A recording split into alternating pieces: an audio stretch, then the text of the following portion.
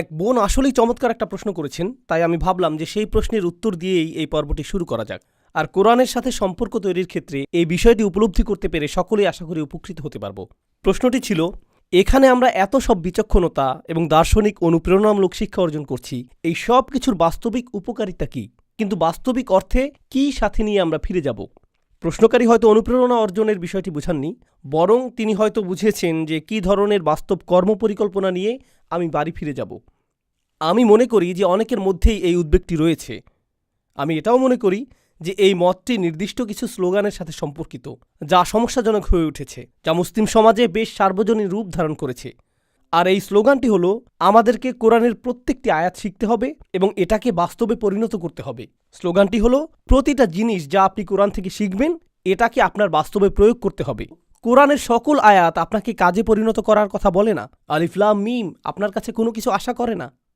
ফাতাওয়াল্লা বিরুকনিহি ওয়াকালা সাহিরুন আও মাজনুন, ফেরাউন মুখ ফিরিয়ে নিল এবং বলল মূসা হচ্ছে জাদুকর এবং উম্মাদ।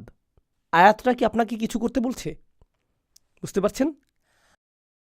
আল্লাহ গাছ সৃষ্টি করেছেন যা খোসা দিয়ে আবৃত চমৎকার ফল প্রদান করে।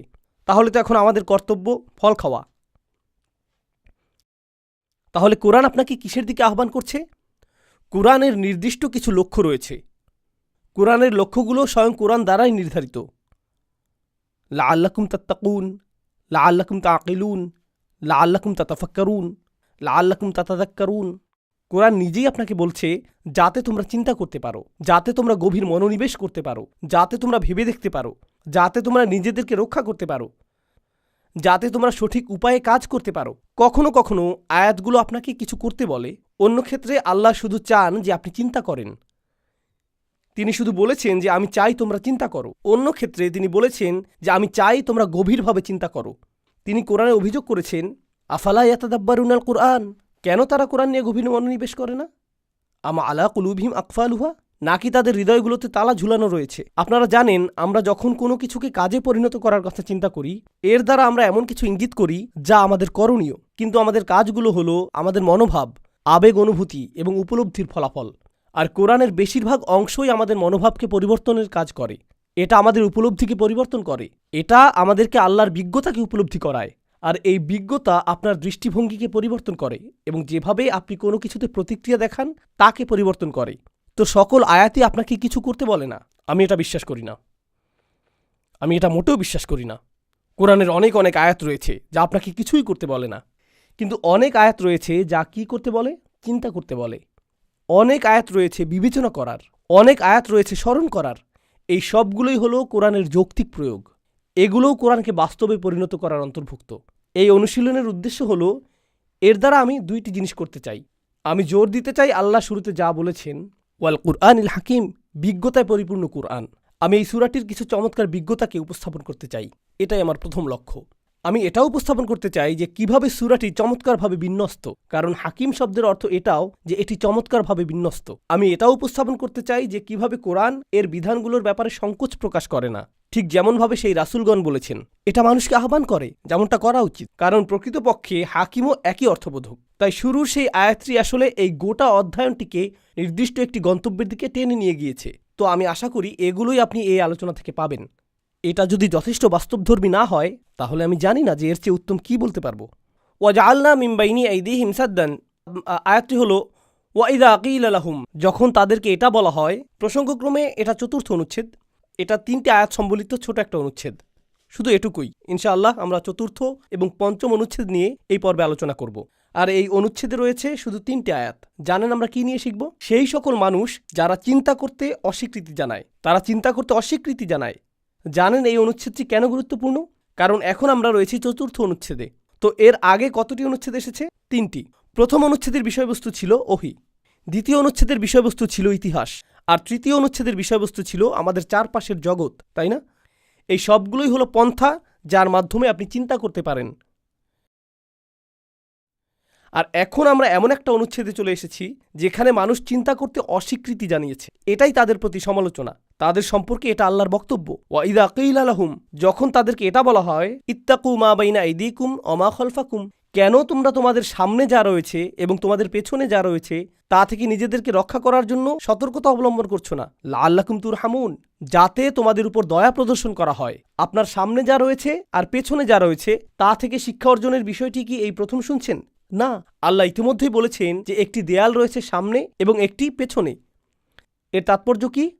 এর দ্বারা আল্লাহ বলেছেন যে কেন তোমরা চারপাশের জগৎ সম্পর্কে মনোযোগ দিচ্ছ না। আর এটা যদি যথেষ্ট মনে না হয় তাহলে ইতিহাস থেকে পাওয়া শিক্ষা সম্পর্কে কেন মনোযোগ দিচ্ছ না? এটা অনেকটা এভাবে বলা যে যখন তাদেরকে বলা হয় যে দ্বিতীয় অনুচ্ছেদ এবং চতুর্থ অনুচ্ছেদে মনোযোগ দাও যাতে তোমাদের উপর ক্ষমা প্রদর্শন করা হয়। এখন আপনি যখন কাউকে এভাবে বলেন, যখন তাদেরকে বলা হয় এরকম, পরের অংশে আপনি কি আশা করেন? তখন তাদেরকে এরকম বলা হবে, তারা এর জবাব দিবে, তাই না? এমনটি আপনি প্রত্যাশা করেন। কিন্তু জানেন অবিশ্বাস্য বিষয়টি কি? এখানে জবাবের অংশটি নেই, এখানে কিছুই নেই। এটা এরকম যে যখন তাদেরকে বলা হয় মনোযোগ দাও, সতর্কতা গ্রহণ করো, তোমাদের সামনে যা রয়েছে এবং পেছনে যা রয়েছে তার ভিত্তিতে, যাতে তোমাদের উপর দয়া প্রদর্শন করা হয়। এরপর dot dot dot dot dot, কোনো জবাবের উল্লেখ নেই। আপনারা জানেন এর অর্থ কি? তাদের বলার কিছু নেই, তাদের জবাব দেবার কিছু নেই। আর এই বিষয়টা ধারণ করার এটাই সবচেয়ে সুচারু পন্থা যে কত সামান্য তারা চিন্তা করে, তাদের কোনো জবাবই নেই। আর তাই এটা যখন জবাবহীন রয়ে গেল, আল্লাহ সামনে এগিয়ে গিয়ে বললেন, ওমা তাতিহিম মিন আয়াতিম মিন আয়াতি রব্বিহিম, তাদের প্রভুর সকল আয়াতগুলোর মধ্য থেকে একটি আয়াত। প্রসঙ্গক্রমে আয়াত বলতে কি বোঝায়? একটি নিদর্শন, একটি অলৌকিক বিষয়। তাদের রবের যে কোনো আয়াতের মধ্য থেকে একটি আয়াতও নেই, ইল্লা কানু আনহা মুরিদিন, যা তারা জেনে শুনে উপেক্ষা করে না। প্রসঙ্গক্রমে সৃষ্টি জগৎ হলো আল্লাহর আয়াত, ইতিহাস হলো আল্লাহর আয়াত, কিন্তু এছাড়াও কোনটি আল্লাহর আয়াত? ওহী।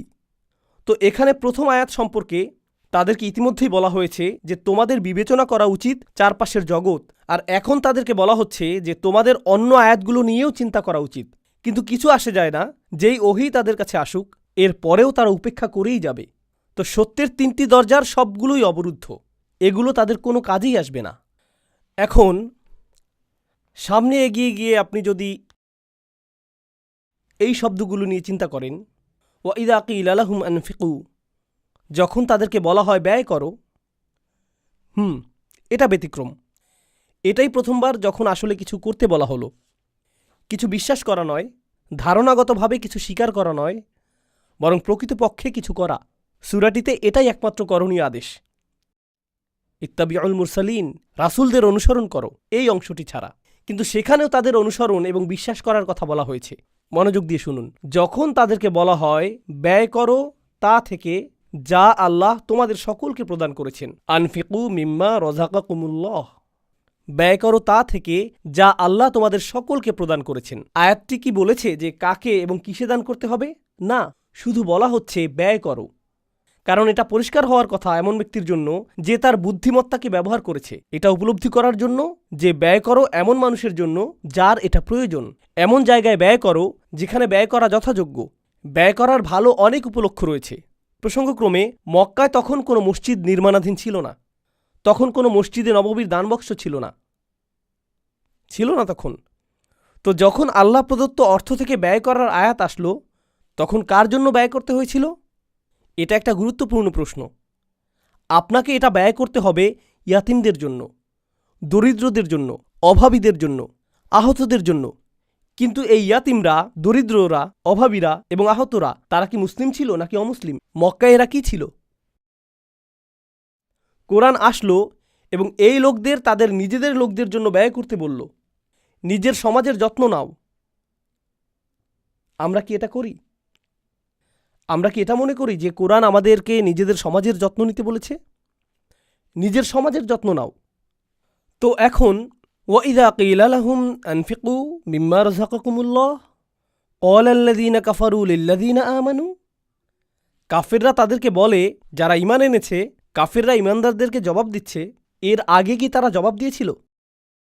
যখন তাদেরকে বলা হলো তোমরা কেন সতর্ক হচ্ছ না, কোনো জবাব আসেনি। কিন্তু যখন বলা হলো যে কেন তোমরা ব্যয় করছো না, তারা তাৎক্ষণিক জবাব দিয়ে দিল, আনুতঈমু মাল্লাউ ইয়াশাউল্লাহু আতআমাহ, আমরা কি এমন কাউকে আহার করাবো যাকে আল্লাহ যদি চাইতেন নিজেই আহার করাতে পারতেন? ইন আনতুম ইল্লা ফি দলালিম মুবিন, তোমরা বিভ্রান্ত ছাড়া আর কিছুই না, তোমরা নিশ্চিত বিভ্রান্ত।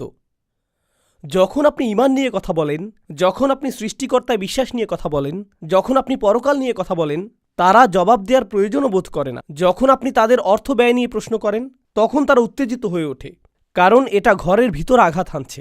ঈমান, পরকাল নিয়ে ধারণাগুলো তাদের কাছে দার্শনিক মতবাদ বলে মনে হয়। এগুলো হোকাস পোকাস। এগুলো যেটাই হোক, তাতে কার কি আসে যায়? আপনি তাদের অর্থ নিয়ে, তাদের চালিকা শক্তি নিয়ে সমালোচনা করেন, এতে তারা উত্তেজনায় ফেটে পড়ে এবং বলে, তুমি আমাকে খরচ করতে বলছো? তো এখানে আমরা শিখছি যে ব্যবহারিক বিষয়গুলোর কারণেও ইসলামকে প্রত্যাখ্যান করা হয়ে থাকে। তারা অবধারিতভাবে ইসলামের ধারণাকে এজন্য প্রত্যাখ্যান করছে না যে এটা বিশ্বাস করা তাদের জন্য কঠিন যে ওহী অবতীর্ণ হয় অথবা একজন সৃষ্টিকর্তা রয়েছেন, বরং যেটা মেনে নেওয়া আসলেই কঠিন তা হলো আমাকে হয়তো ব্যবহারিক জীবনের কিছু পরিবর্তন আনতে হবে। যেমন আমাকে হয়তো এমন জায়গায় খরচ করতে হতে পারে যে ক্ষেত্রে আমি সাধারণত খরচ করি না। অর্থ অনেক বড় একটা সমস্যা। লাইটটা জ্বালানোর জন্য ধন্যবাদ, এটা উপকারে এসেছে। অন্ধকারে এখানটা অনেক বেশি রোমান্টিক হয়ে গিয়েছিল।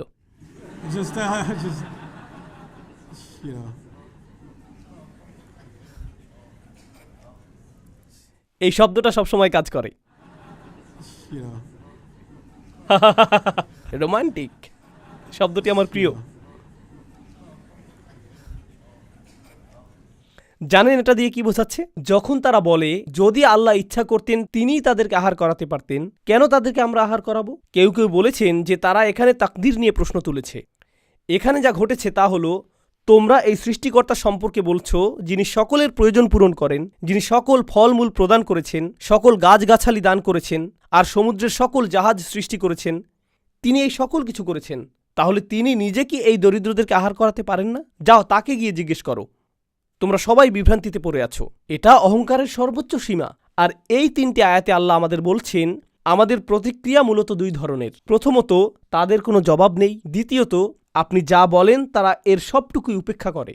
আর যদি তারা জবাব দেয়ও, তারা সবচেয়ে জঘন্য, অহংকারী, অবাধ্য ধরনের জবাবই দেয়, কোনো ধরনের যুক্তিবুদ্ধি ছাড়াই। এরই মোকাবেলা এখন আপনি করছেন। আর আপনি তাদেরকে জিজ্ঞাসা করার পরিবর্তে এখন তাদেরই কথা বলার পালা, যেটা আমাদেরকে 5ম অনুচ্ছেদে নিয়ে যাচ্ছে।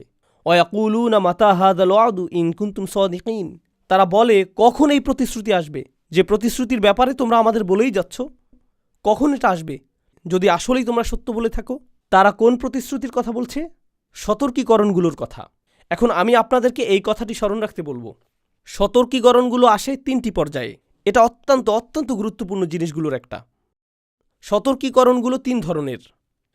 কোরআনের সর্বপ্রথম সতর্কীকরণ হলো একটি জাতির ধ্বংসপ্রাপ্ত হওয়া। কোনো জাতিকে ধ্বংস করা হবে। নূহের জাতিকে পানিতে ডুবানো হয়েছিল, লুতের জাতির উপর অগ্নিবৃষ্টি বর্ষিত হয়েছিল, ইত্যাদি ইত্যাদি। প্রথম ধরনের সতর্কবার্তাটি কি? একটি জাতির ধ্বংসপ্রাপ্ত হওয়া। দ্বিতীয় সতর্কতা হলো বিচার দিবস। প্রথমটি কি ছিল? দেখি আপনারা এখনো জেগে আছেন কিনা। জাতির ধ্বংসপ্রাপ্ত হওয়া। দ্বিতীয়টি বিচার দিবস। তৃতীয়টি হলো জাহান্নাম। প্রথম, দ্বিতীয়, তৃতীয় আমার সাথে পুনরাবৃত্তি করুন। জাতির ধ্বংসপ্রাপ্ত হওয়া, দ্বিতীয়টি বিচার দিবস, তৃতীয়টি জাহান্নাম। আর এই সবগুলোই সম্পর্কযুক্ত। অন্য কথায়, আপনি যদি সেই জাতিগুলোর একটি হন যারা এখানে ধ্বংসপ্রাপ্ত হয়েছে, তাহলে আপনি আসলেই কঠিন সময় পার করবেন বিচার দিবসে। আর সেটাকেও অবকাশ যাপনের মতো মনে হবে কিসের তুলনায়? জাহান্নামের তুলনায়। তো এই সবগুলোই আসলে একটি প্রতিজ্ঞার অংশ। লাইটগুলো আবার বন্ধ হয়ে যাচ্ছে। যাই হোক, বোধহয় আর জ্বলবে না। ওহ মাই গড, থামুন। ইতিমধ্যেই উনি না করে দিয়েছেন।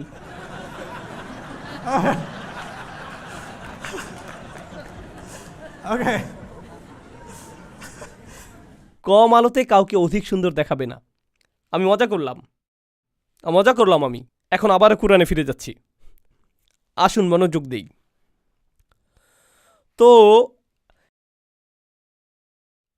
এই প্রতিশ্রুতিটি, এটা কখন ঘটবে? তোমরা কি সিরিয়াস? যাও দেখি সেটা নিয়ে আসো। সেটা ঘটাচ্ছ না কেন? প্রসঙ্গক্রমে এর আগের আয়াতে তারা বলেছিল আল্লাহ যদি এতই ধনী হন তাহলে কেন তিনি নিজে দরিদ্র লোকদের দেখাশোনা করছেন না?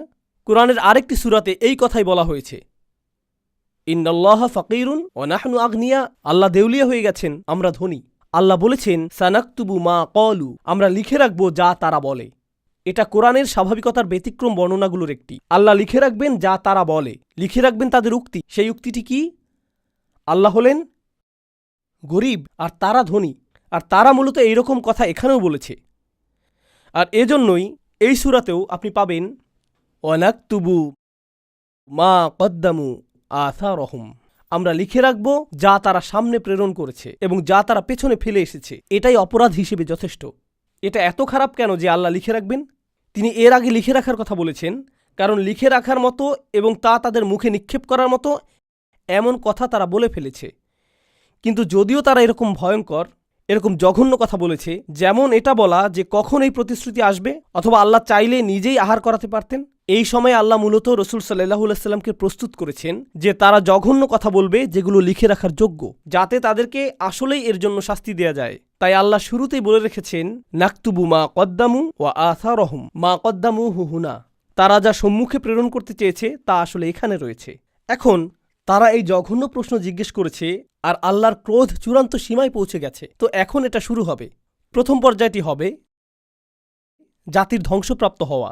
মা ইয়ানজুরুনা ইল্লা সাইহাতান ওয়াহিদাতান, এর অর্থ দুটি জিনিস। এটা বোঝাচ্ছে তারা একটি বিস্ফোরণ ছাড়া অন্য কোনো জিনিসের জন্য অপেক্ষা করছে না। এর অর্থ এটাও যে তারা একটি বিস্ফোরণ ছাড়া আর অন্য কিছু দেখবে না। তাখুযুহুম, এটা তাদেরকে আঁকড়ে ধরবে। ওয়াহুম ইয়াখিসিমুন, যখন তারা পরস্পর উদ্দেশ্যহীন যুক্তিতর্কে লিপ্ত থাকবে। তারা আল্লাহ সম্পর্কে এগুলো বলে, তিনি কি করবেন অথবা করবেন না, তোমাদের সৃষ্টিকর্তা কোথায়, শাস্তি, আমি আতঙ্কিত, আমি আসলেই আতঙ্কিত। তারা বিদ্রুপাত্মক কৌতুকে লিপ্ত থাকবে। ইল্লা কানু বিহি ইয়াস্তাহজিউন, তারা এটা নিয়ে কৌতুক এবং হাসি তামাশা করবে, আর তাদের উদ্দেশ্যহীন কথোপকথনের মাঝখানে একটি বিস্ফোরণ তাদেরকে আঁকড়ে ধরবে। কিন্তু বিস্ফোরণের কথা আল্লাহ এই প্রথম বলছেন না, তাই না? যখন আল্লাহ ইতিহাসের শিক্ষা নিয়ে বলেছেন, যেখানে সেই জাতিটিতে ৩ জন রাসূল এসেছিলেন আর সেখানে একজন ঈমানদারও ছিলেন, তখন তিনি বলেছিলেন ইনকানাত ইল্লা সাইহাতান ওয়াহিদাতান ফাইযা হুম খামিদুন, এটা শুধু একটি বিস্ফোরণ ছাড়া আর কিছুই ছিল না। আল্লাহ এখন বলছেন সেটা এখন আর ইতিহাসের শিক্ষা নয়, বরং এটাই তোমাদের ভবিষ্যৎ হয়ে যেতে পারে। আমি ইতিহাসের পুনরাবৃত্তি করব, আমি শুধু ঘটনা বলার জন্য ইতিহাস বর্ণনা করি না। আল্লাহ আমাদের বলেছেন অহুম ইয়াখিসিমুন, তারা উদ্দেশ্যহীন কোনো কথোপকথনের মাঝে লিপ্ত থাকবে। প্রসঙ্গক্রমে কেন সেই জাতিটি ধ্বংসপ্রাপ্ত হয়েছিল? সর্বশেষ কোন ঘটনাটি আযাব নিয়ে এসেছিল? তারা সেই ঈমানদারকে হত্যা করেছিল। কিন্তু এখন কুরাইশদের ক্ষেত্রে বিচার দিবস সম্পর্কে এরকম জঘন্য ভাষায় তাদের প্রশ্ন উত্থাপন করাই ছিল যথেষ্ট, যদিও তারা এখনও কাউকে হত্যা করেনি। শুধু এতটুকুই যথেষ্ট, যার ফলে আল্লাহ বলেছেন যে আমি হয়তো এখনই তাদেরকে শেষ করে ফেলব। ফালা ইয়াস্তাতিউনা তাওসিয়াতান, আর আমি যদি তাদের শেষ করে দেই তারা কোনো উইল করে যেতে পারবে না। তাওসিয়া উইল অর্থে ব্যবহৃত হয়। তাওসিয়া শব্দটি কোরআনে সদুপদেশ অর্থেও ব্যবহৃত হয়েছে। উইল করে রেখে যাওয়া এবং সদুপদেশ দেয়া উভয় অর্থেই। এখন আপনি কার জন্য উইল করে রেখে যান? আপনাদের থেকে কেউ বলুন। আপনার সন্তানের জন্য। আপনার সন্তানের জন্য, যাদের ভবিষ্যতের জন্য আপনার অনেক আশা থাকে, যার কারণে আপনি তাদেরকে জাহাজে তুলে দেন। আগে এটা নিয়ে আলোচনা করেছি। এখন আল্লাহ বলছেন আমি তোমাদের জন্য একটি বিস্ফোরণ ঘটাবো, আর তোমাদের কথোপকথনের মাঝখানেই তোমরা ধ্বংসপ্রাপ্ত হবে। তোমাদের সন্তানদের কাছে ছুটে গিয়ে সদুপদেশ প্রদানের সুযোগও পাবে না। তোমরা কোনো উইল রেখে যেতেও সক্ষম হবে না। আর তারা গিয়ে একথা বলতেও সক্ষম হবে না যে ও আমার সন্তান, নিজেকে রক্ষা করো, আমি অবাধ্যতা করেছি আর আল্লাহ আমাকে শাস্তি দিয়েছেন। সতর্ক হও। ওয়ালা ইলা আহলিহিম ইয়ারজিউন, তারা তাদের পরিবারের কাছে ফিরে যাবে না। হামালনা যুররিয়াতাহুম, তাদের সন্তানদের উপর আশা পোষণ করার এই ধারণাটি এখন জোরালো হলো। অনুফিখা ফিস-সূর, তো সেটা ছিল জাতির ধ্বংসপ্রাপ্ত হওয়া একটা বিস্ফোরণ। এতে তারা ধ্বংসপ্রাপ্ত হবে। তাদের পরিবারগুলোকে সতর্ক করার অথবা শেষ বিদায় জানানোর সুযোগও তারা পাবে না। এর ঠিক পরেই এসেছে অনুফিখা ফিস-সূর, এর পরেই সিংহায় ফু দেয়া হবে। সিংহায় ফু দেয়া হবে, এটাকে সিংহাতে ফু দেয়া হবে, এটাই আক্ষরিক অনুবাদ। এটাকে অর্থাৎ বর্ণনার অতীত কোনো কিছুকে সিংহাতে ফু দেয়া হবে। ফাইযা হুম মিনাল আজদাস, তখন আকস্মিকভাবে নিশ্চিহ্ন কবর থেকে ইলা রব্বিহিম ইয়ানসিলুন, তারা ছুটে আসতে থাকবে প্রজন্মের পর প্রজন্ম। ইয়ানসিলুন অর্থ দ্রুত ছুটে আসা। আসরা ইলা মাকান, নাসালা অর্থ দ্রুত ছুটে আসা, কিন্তু এটা নাসিলের সাথে সম্পর্কযুক্ত। অন্য কথায় তাদের একাধিক প্রজন্ম একসাথে ছুটে আসবে তাদের রবের দিকে। আল্লাহ ইতিমধ্যে এটা বর্ণনা করেছেন যখন তিনি ইতিহাস থেকে শিক্ষাদান শেষ করেছিলেন। তখন তিনি বলেছিলেন তাদের সকলকেই একত্রে জড়ো করা হবে, আর এখন তিনি বলছেন যে তাদের সকল প্রজন্মকে একসাথে জড়ো করা হবে। আর তিনি এখানে আজদাস শব্দটি উল্লেখ করেছেন, কুবুর নয়। আজদাস অথবা একবচনে জাদাস, এর অর্থ চিহ্নহীন কবর। আপনি হয়তো এর উপর দিয়ে হেঁটে যাচ্ছেন, আপনি জানেনও না যে এর নিচে কেউ সমাহিত অবস্থায় রয়েছে। যদি আমি তোমাদের ধ্বংস করে দেই, আর তারা তাদের প্রভুর দিকে ছুটে আসবে, অলু ইয়া ওয়াইলানা, তারা বিচার দিবসে জেগে উঠবে, এই চিহ্নহীন কবরগুলো থেকে বেরিয়ে আসবে আর তাদের রবের দিকে ছুটে আসবে। ইহকালে তারা তাদের রব থেকে দূরে ছুটে যাচ্ছে, আর তখন তারা তাদের রবের দিকে ছুটে যাবে, কারণ এখন তাদের কাছে আর কোনো বিকল্প নেই। তারা জেগে উঠবে। যখন তারা কবর থেকে জেগে উঠবে, অদ্ভুত কথা বলতে থাকবে। তারা বলবে, ইয়া ওয়াইলানা, এর চেয়ে খারাপ আর কিছু হতে পারে না। সকল শাস্তির মধ্যে নিকৃষ্ট যা সম্ভব তাকে বলা হয় ওয়াইল। তো যখন তারা জেগে উঠবে আর বিচার দিবসের সূচনা প্রত্যক্ষ করবে, তারা বলবে, এর চেয়ে খারাপ কিছু আমি কল্পনা করতে পারি না। আমি কল্পনা করতে পারি না, এটা কি আসলেই সবচেয়ে খারাপ? শীঘ্রই পার্টি শুরু হতে যাচ্ছে। মাম্বাসানা মিম্মার কদিনা, কে আমাদেরকে ঘুম থেকে জাগিয়ে তুলল? যে স্থানে আমরা ঘুমিয়েছিলাম, সেই সময়ে আমরা ঘুমিয়েছিলাম। তারা আক্ষরিকভাবেই বলবে, কে আমাদেরকে নিদ্রা থেকে জাগ্রত করল? জানেন কেন এটা গুরুত্বপূর্ণ? কারণ রাসূলগণ এসেছিলেন মানুষকে নিদ্রা থেকে জাগ্রত করার জন্য, কিন্তু মানুষ সম্পূর্ণরূপে অসচেতন ছিল। কারণ আপনি যখন অসচেতন থাকেন, আপনি তখন গাফেল। আর একজন গাফেল ব্যক্তি হলো সেই মানুষের মতো যে ঘুমাচ্ছে। সে আসলে মৃত মানুষের মতো। এটা ইতিমধ্যে এর আগেই প্রতিষ্ঠিত হয়েছে। প্রথমবার আল্লাহর রাসূলদের দ্বারা তোমাদেরকে জাগিয়ে তোলা হয়েছিল, এইবার স্বয়ং আল্লাহ তোমাদের জাগিয়ে তুলেছেন। এটাই পার্থক্য। তো তারা বলবে, কে আমাদেরকে জাগিয়ে তুলল? এ কথা তারা বলবে কারণ যারাই তাদেরকে এর আগে জাগ্রত করতে চেয়েছিলেন তারা সফল হননি। তো কোন সেই শক্তি যে আমাদেরকে এখন জাগ্রত করেছে? মিম্মার কদিনা হাদা মা ওয়াদার রহমান। আর রহমান কি এর প্রতিশ্রুতি দিয়েছিলেন? হাদা মা ওয়াদার রহমান, রহমান এর প্রতিশ্রুতি দিয়েছিলেন। তারা আর রহমান শব্দটি ব্যবহার করবে কারণ রাসূলগণ তাদেরকে আহ্বান করতেন আর রহমানের দিকে, কারণ তারা আর রহমানকে নিয়ে উপহাস করত। কিন্তু এখন আমরা জানতে পারলাম অবশেষে তারা বাণীটির মর্মার্থ প্রকৃতপক্ষেই ভালোভাবে বুঝতে পেরেছে। এত ভালোভাবে যে যখন তারা বিচার দিবসে উত্থিত হবে, রাসূলদের দেয়া সকল প্রতিশ্রুতি তাদের স্মরণে আসবে, আর তখন তারা সকল রহস্যের মিলবন্ধন তৈরি করতে পারবে। অসদাকাল মুরসালুন, আর প্রেরিত রাসূলগণ সকলেই আসলে সত্য কথা বলেছিলেন, যার অর্থ বিষয়টা তোমাদের জানা, যার অর্থ তোমরা এটা যথেষ্ট ভালোভাবে শুনতে পেরেছ। তারা যা বলেছে ঠিক তাই ঘটেছে। Oh no! এখন আল্লাহ আমাদেরকে আরও সামনে নিয়ে যাচ্ছেন। ইন কানাত ইল্লা সয়হাতান ওয়াহিদাতান, তারা মাত্র বেরিয়ে এলো আর হঠাৎ আরও একটি বিস্ফোরণ ঘটল। ফাইযা হুম জামিউল লাদাইনা মুহদরুন, তারপর আকস্মিকভাবে তাদের সকলকেই আমার সামনে উপস্থিত করা হবে। অপরাধীদের সকলকে এখন একসাথে জড়ো করা হবে। ঐতিহাসিক সেই জাতির ধ্বংসের শেষেও কথা বলা হয়েছিল। এখন এটা বর্ণিত হয়েছে যেহেতু তোমাদেরকেও একত্রিত করা হবে, তোমাদেরকেও জড়ো করা হবে, তোমরাও তোমাদের প্রভুর সামনে দাঁড়াবে, সকলেই একসাথে সারিবদ্ধভাবে। মুহদর, মুহদর অর্থ এমন কেউ যাকে দিয়ে তার নিজের অবস্থা উপস্থাপন করানো হয়েছে। আহদরা অর্থ উপস্থাপন করা। উহদিরা অর্থ যাকে উপস্থাপন করা হয়েছে। তার হুদুর থাকতে হবে, তার নিজের অবস্থা উপস্থাপন করানো হয়েছে। বাংলায় বলতে গেলে তাকে হাজির হতে হবে। ইসকি হাজিরি লাগায় যায়। ওকে। তো এখন আপনি আল্লাহর সামনে উপস্থিত, আর আল্লাহ সকল মানুষের উদ্দেশ্যে কথা বলবেন। আতঙ্কিত এই অপরাধীরা যারা আর রহমানকে নিয়ে উপহাস করত, এখন তারা আর রহমানের সামনে উপস্থিত। আল্লাহ সরাসরি তাদের সাথে কথা বলছেন, আর তিনি তাদেরকে বলছেন, ফালিয়াউমা, আজ, লা তুযলামু নাফসুন শাইআ, কারো উপর কোনো ধরনের অন্যায় করা হবে না। কাউকে এমন অপরাধে অভিযুক্ত করা হবে না যা সে করেনি। কেউ প্রকৃতপক্ষে যে ক্ষতিসাধন করেছে তার চেয়ে বেশি তার উপর চাপিয়ে দেয়া হবে না, কারণ আমাদের কাছে তোমার প্রত্যেকটি কাজের নিখুঁত রেকর্ড রয়েছে, তো ভুল হওয়ার কোনো সম্ভাবনা নেই।